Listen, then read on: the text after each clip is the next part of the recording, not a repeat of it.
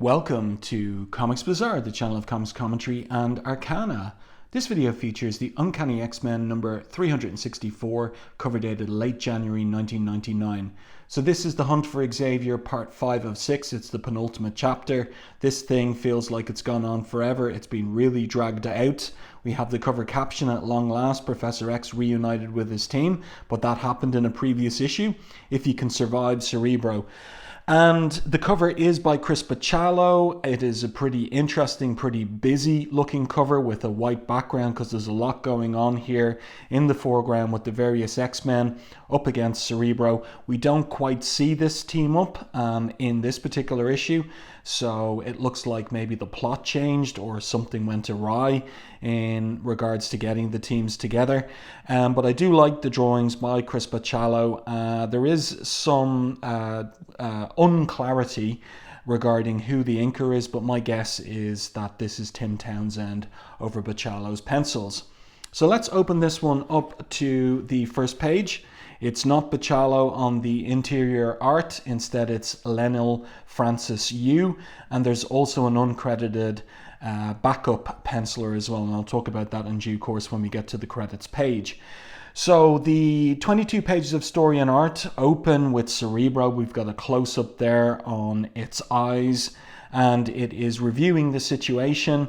And in particular, it's interested in the whereabouts of Magneto, but can't pin him down because the implication is Magneto might be able to thwart his plans, or maybe I should use the pronoun it. So Cerebro says, subject designate Magneto, self-styled master of magnetism.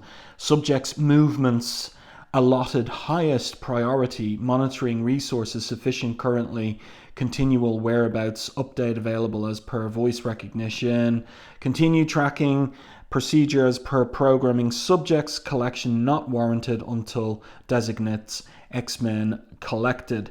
So Magneto, he's on the lookout for Magneto, but the priority is collecting the X-Men. I like the little detail here of the roof of the Chrysler building in Manhattan that Francis Yu has drawn in there. He didn't have to do that.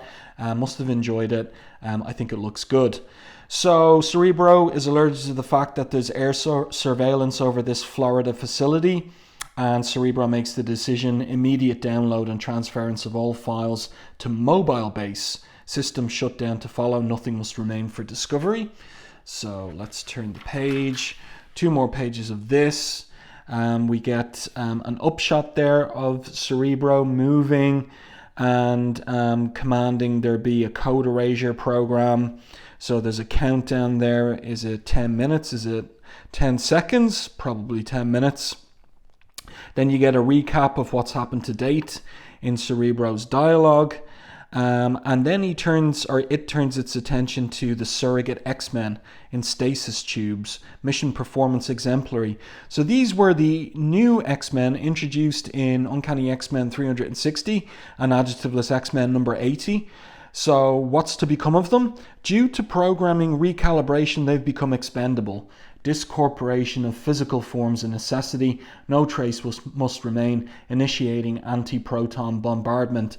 So all the work, all the design work that went into these new characters, they're gone. They're scrubbed. And Cerebro is lifted into by this crane. This pretty detailed looking jet plane. Commencing full systems download, completed data banks empty. So the Florida base is scrubbed of all data, and Cerebro blasts off in the jet as the facility itself explodes in a massive blast. And there you go. That's our first 3 pages. Let's continue. I think the most significant thing there is scrubbing those new X-Men. And where is Cerebro going? He is proceeding to East Coast Power Station. So that'll be for the finale in part 6. Then the scene switches to Alcatraz in San Francisco Bay. There's a nice shot of the Golden Gate Bridge with the setting sun in the background. I think that's all nicely done by Leinil Yu. I'd say he was using some photo reference for this shot.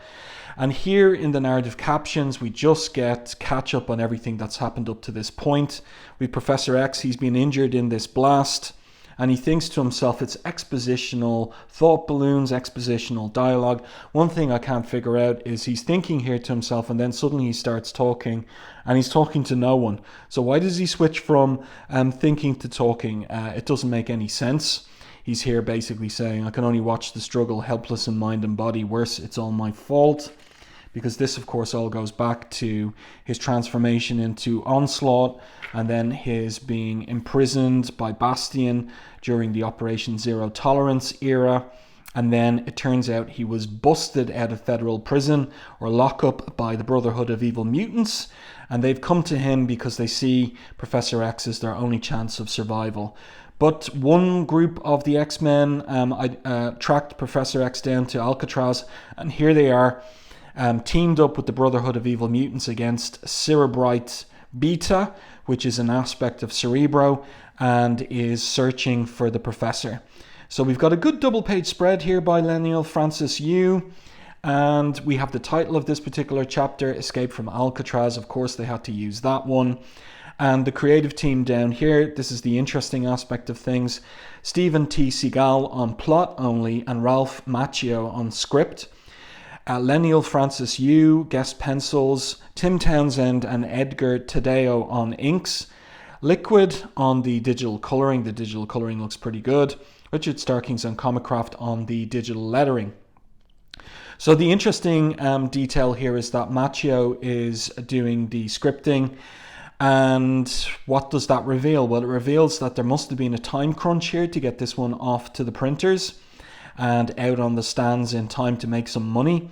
And my guess is that Seagle's plot, penciled by Leinil Francis Yu, and there's an uncredited 6 pages at the back of this chapter issue by Pasqual Ferry, that those pages were coming back to the New York offices of Marvel Comics. Ralph Macchio was an editor at Marvel at the time. His office was in Manhattan at the Marvel building. He would have been receiving those pages, and it must have been the case that he was asked to script them. There wasn't time for them to go back to Stephen T. Seagle for scripting. So this is a bit of a rush job. There isn't anything very interesting in this issue. It feels like just going through the motions, really, moving the characters around on the storyboard in order to get them in place for the upcoming finale. But there is some decent enough art here. You can see that Leinil Francis Yu is putting his heart into the pages, and we'll see that Pasqual Ferry in the last 6 pages does a pretty good job too.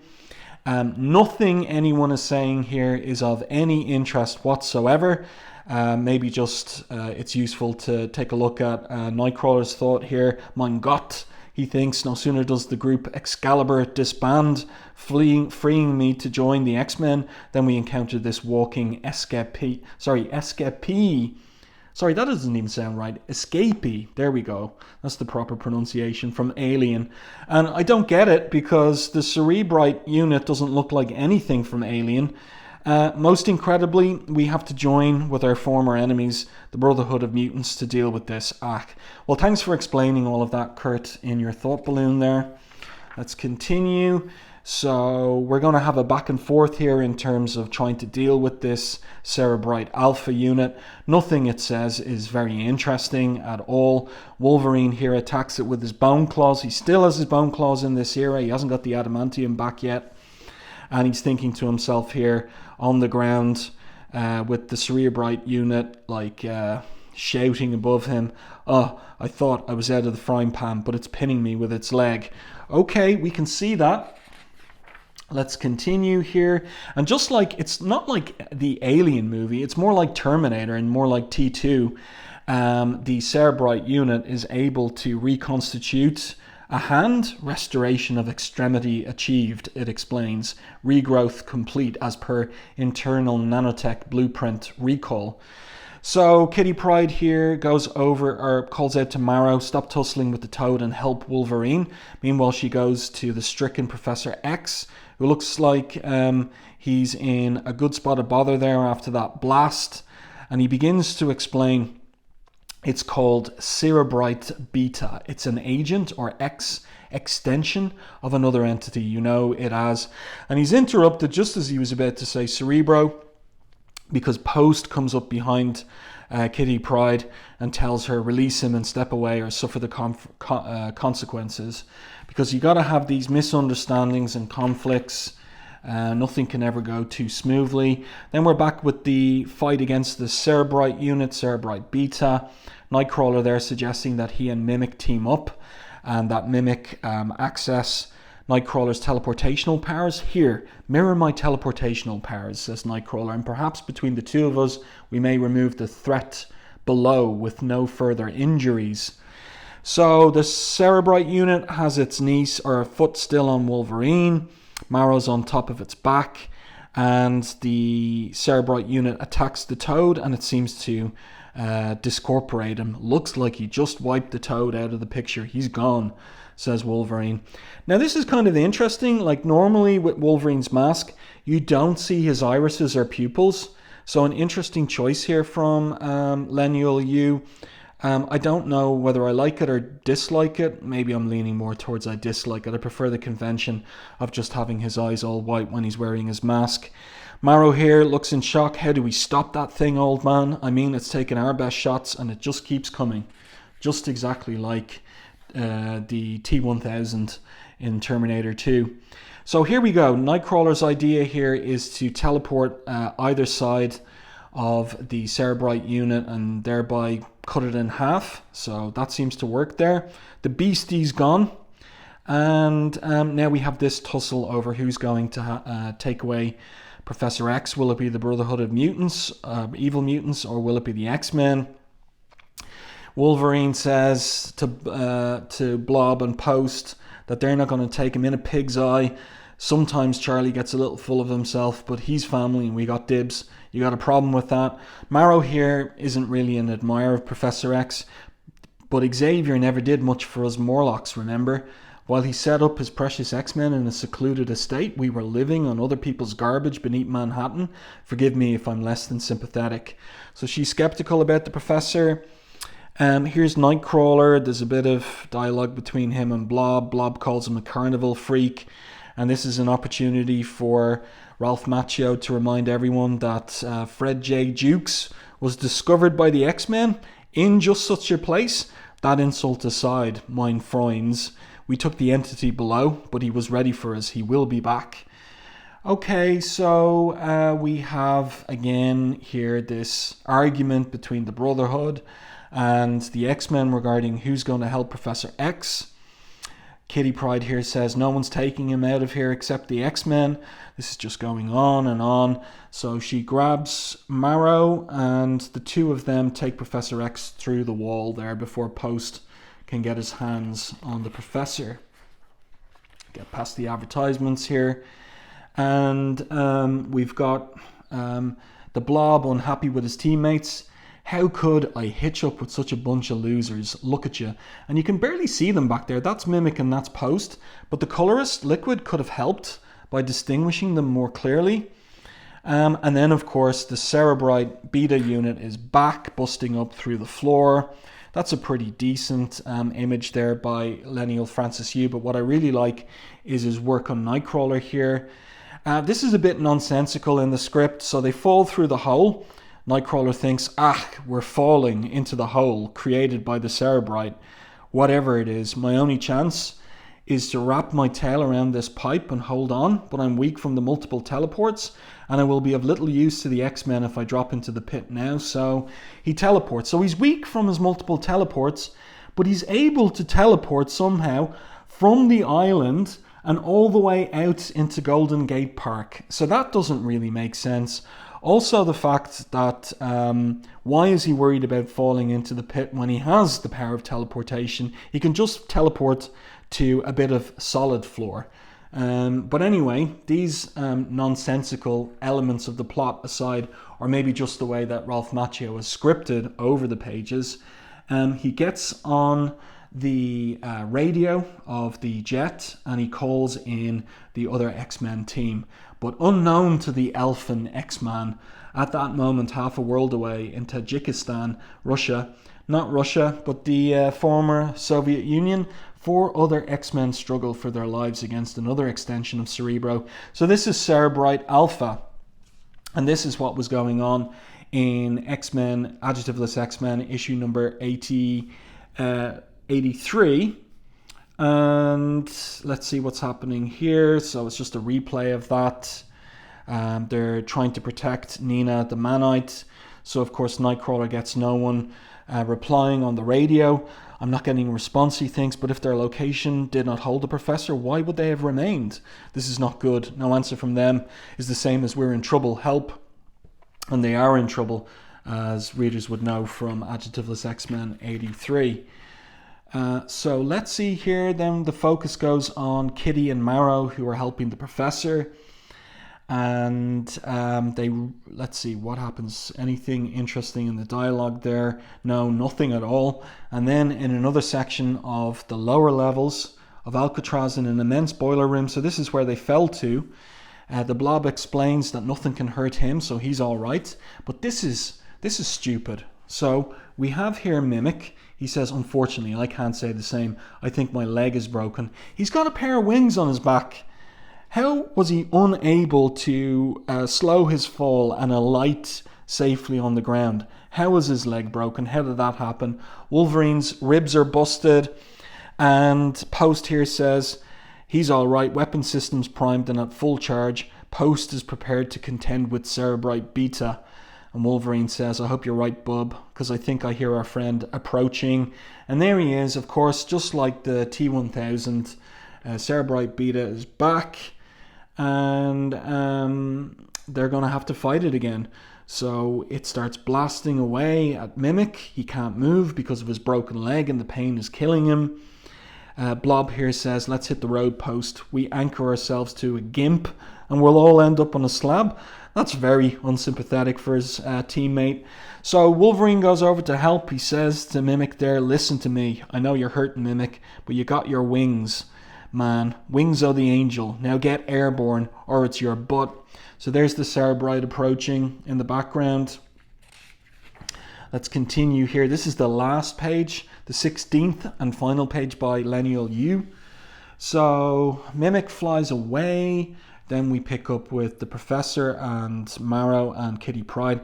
And of course, they phase through a wall and they phase right into that boiler room where the Blob and Mimic are backed up against the wall by the Cerebrite. So, you know, they end up in exactly the wrong place. And Kitty exclaims, no, of all the places to phase into. So the unit here, the Cerebrite unit, it's most particularly interested in Professor X. It's going to ignore the others and focus on him. And then you can see the change of art style here, can't you? As we switch from Francis Yu, Leinil Yu, to Pasqual Ferry. And Kitty here dives into the wall as Marrow takes on once again Cerebrite Beta. She says, go on, get the egghead back through the wall. I'll do the stupid thing and stay behind, real heroic like. Yuck. Here, eat this big bone, robot boy. And so she's going to attack the Cerebrite Beta with bone daggers. What use are they going to be, eh?